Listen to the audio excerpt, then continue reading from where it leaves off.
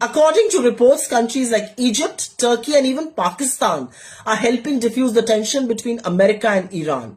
In fact, it seems that Pakistan is the new go-to as Trump's conflict and tension with Iran escalates. According to these reports, Egypt, Turkey, and Pakistan have had multiple rounds of talks with Witkoff, who is the US Special Envoy to the Middle East, and of course, Kushner, who is Trump's son-in-law. But where is India amidst this all?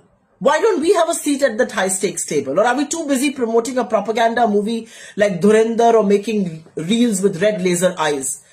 To be a part of the conversations that truly matter, to be a part of the conversations that are reshaping the global order all around us. If this is not an abject failure and collapse of our foreign policy, then I wonder what is. And Mr. Modi, you will have to answer that why is India not a part of these conversations and a terror haven, a terror state like Pakistan is? Because this is truly unacceptable. According to reports, countries like Egypt, Turkey, and even Pakistan are helping diffuse the tension between America and Iran.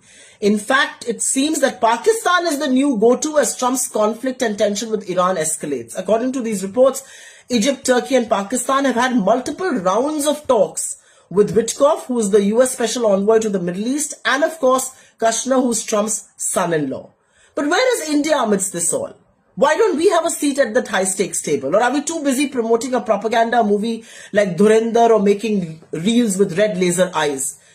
To be a part of the conversations that truly matter, to be a part of the conversations that are reshaping the global order all around us. If this is not an abject failure and collapse of our foreign policy, then I wonder what is. And Mr. Modi, you will have to answer that why is India not a part of these conversations and a terror haven, a terror state like Pakistan is? Because this is truly unacceptable.